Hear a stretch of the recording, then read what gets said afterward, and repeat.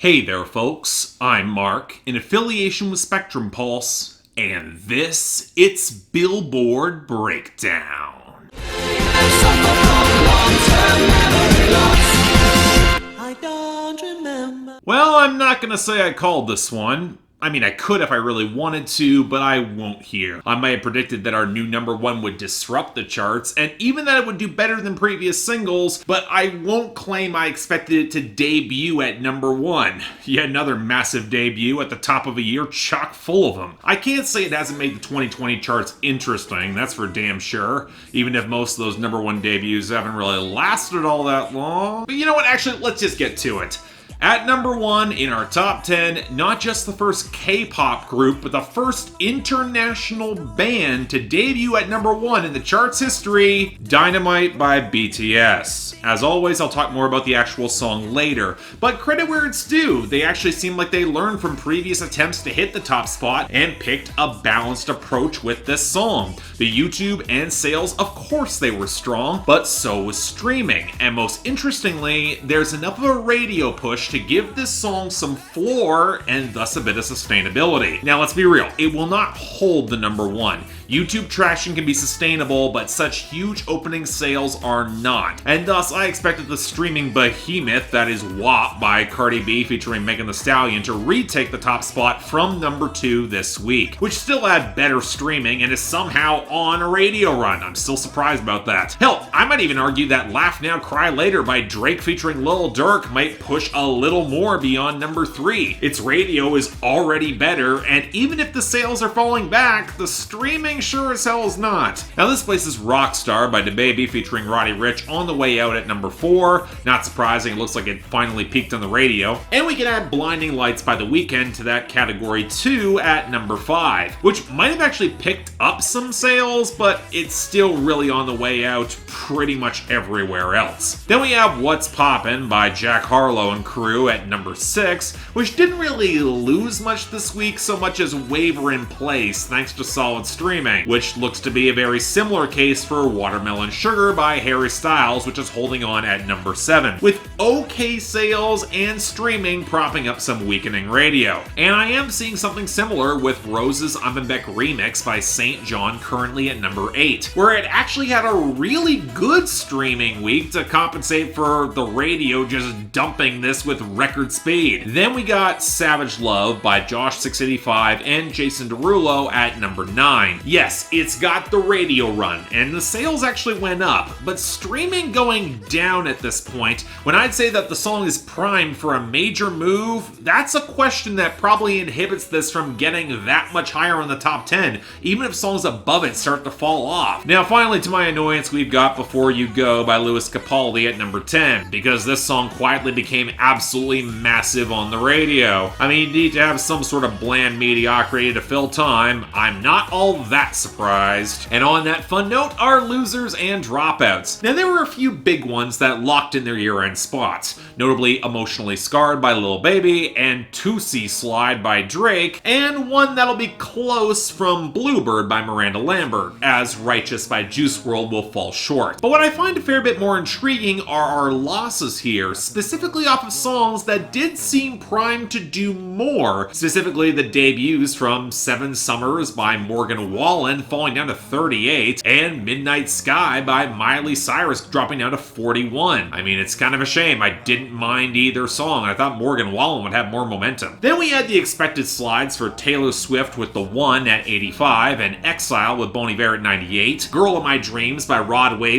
getting back to 87, Done by Chris Jansen at 76, might be nearly living up to its name, and the continued collapse of Smile by Juice WRLD and The Weeknd at 52. Outside of that though, Party Girl by Stay Solid Rocky is fading naturally at 53, as does Rain on Me by Lady Gaga and Ariana Grande at 55, and Why We Drank by Justin Moore, it looks like it's fading a bit early at number 60. Now, I do think our gains and returns might be even a little more interesting. For one, Need It by Migos and YoungBoy Never Broke Again rebounded big to 69, and My Ex's Best Friend by Machine Gun Kelly and Black Bear at 86 looks like it's going to be making its expected run. I would not be surprised if this became a hit. And for another, the gains look to indicate what's going to hold on for the tail end of this year. Lovin' On You by Luke Combs at 30, Got What I Got by Jason Aldean at 33, and I Love My Country by Florida Georgia Line at 40 looks to show what mainstream Nashville is going to be pushing this fall. And I guess with the album release, we can probably include I Called Mama by Tate McRae, which actually picked up again this week to 61. Then off the debut last week, we had Caramello by Ozuna at 81, and Heather by Conan Gray at 50. Given how much streaming the latter song has, it is probably going to stick around. And then we had the radio run that's shoving up Tap In by Saweetie to 31, and somehow another radio push for If the World Was Ending by JP Saxe and Julia Michaels at 34. I didn't want this to get a second win. I thought this already had its run. But in the best news here, in another week of massive gains, Mood by 24K Golden and Ian Dior is at number 12. The sales have surged, streaming is now massive, and if that radio run actually pays dividends, this could well be a massive hit. Which is great. I really like this song. But now we actually got a pretty small but reasonable list of new arrivals here. Starting off with number 96, Spicy by Nas featuring Fivio Foreign and ASAP Ferg. Push the start money, large money, Escobar money.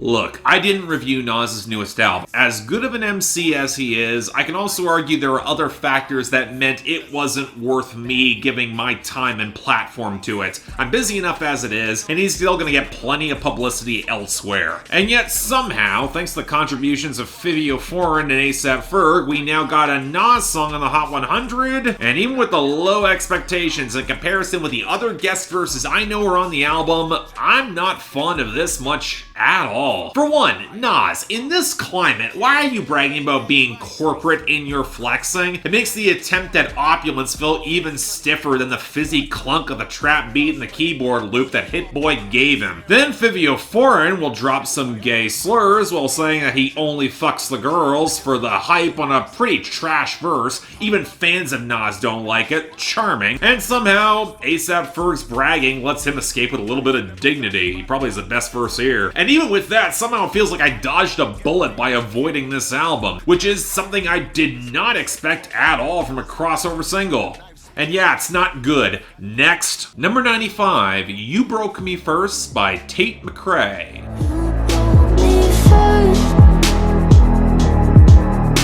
So given that I'm 30, I'm now at the point where I might review acts that are almost half my age on the pop charts, which can be a little bit awkward, as on some level it might feel a bit like I could be punching down. But at the same time though, Tate McRae was a finalist on So You Think You Can Dance at age 13. Then she built her successful YouTube channel, started uploading dance covers, and then original songs, and then she got signed, and here we are. So with this getting a small TikTok boost, well, it looks like we got an artist who's trying to split the difference between Camila Cabello and Billie Eilish, with the washed out, watery vocal layers, some of the spare melodic tones, a focus more on hushed intimacy, and a fair amount of pitch shifting, speaking from a post-breakup scene where this ex now wants her back after dumping her. And you know what? While I don't mind leaning into more of the ominous atmosphere and some of the minor keys on the chorus, get beyond that and it feels really derivative of its influences and also kind of basic. Most because it sets up a punchline on the bridge that barely even comes. It's not a song that projects strength to really push back,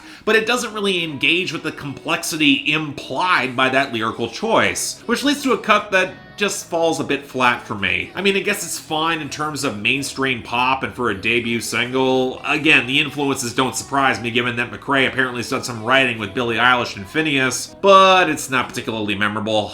Let's move on. Number 90, All In by YoungBoy, Never Broke Again. It was all mine, all in.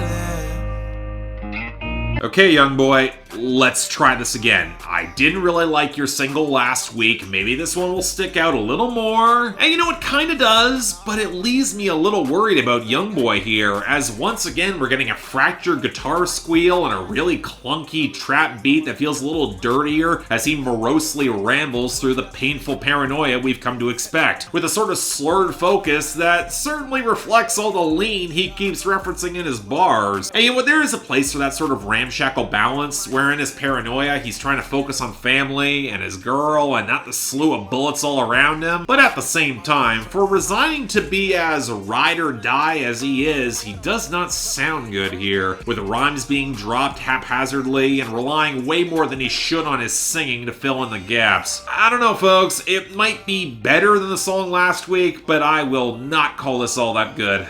Just saying. Number 79, Hawaii by Maluma. Hawái de vacaciones, mis felicitaciones, muy lindo. Okay, normally when it comes to cliched reggaeton, I have a better than average view of Maluma because he tends to be a bit more organic in his choices and a little bit smoother than most of the field. So I actually had something close to expectations with this. So even when the traditional reggaeton groove slid in, it felt a little more soft focus along with the watery cushion of burbling guitars, and Maluma's singing is a pretty nice compliment, which probably does not help the content, which features Maluma concerned trolling his ex on vacation with her current boyfriend in Hawaii, where it becomes abundantly clear that he's not over her and could well even be stalking her. Now, granted, maybe he sells this better in Spanish, maybe I missed something in the translation, but I will say the framing of this sort of storytelling, it's kind of jarring, especially as Maluma is charismatic enough to maybe even make it work. So yeah, outside of the content, I actually kind of like this. I mean, it's not bad. I'm not sure how I feel about that. Just saying. Number 74, The Plan by Travis Scott.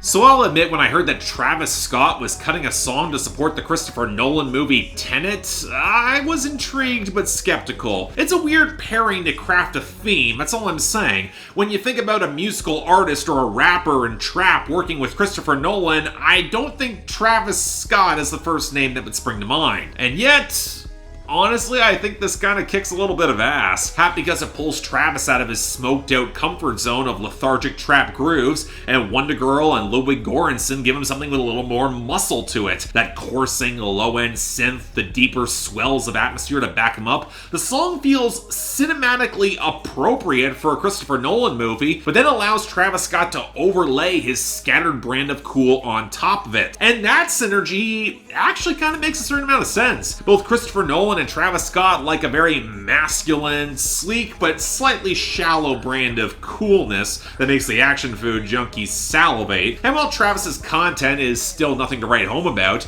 it still fits the darker, man on a mission vibe. The only thing I would criticize is that it's playing in very similar territory to some of the Black Panther music, where Ludwig Göransson worked both on the soundtrack and composed the score, but otherwise, yeah, you know what? This is cool stuff. Maybe not quite great, but definitely very good. It's a nice pivot. I dig it. And finally, number 1, Dynamite by BTS.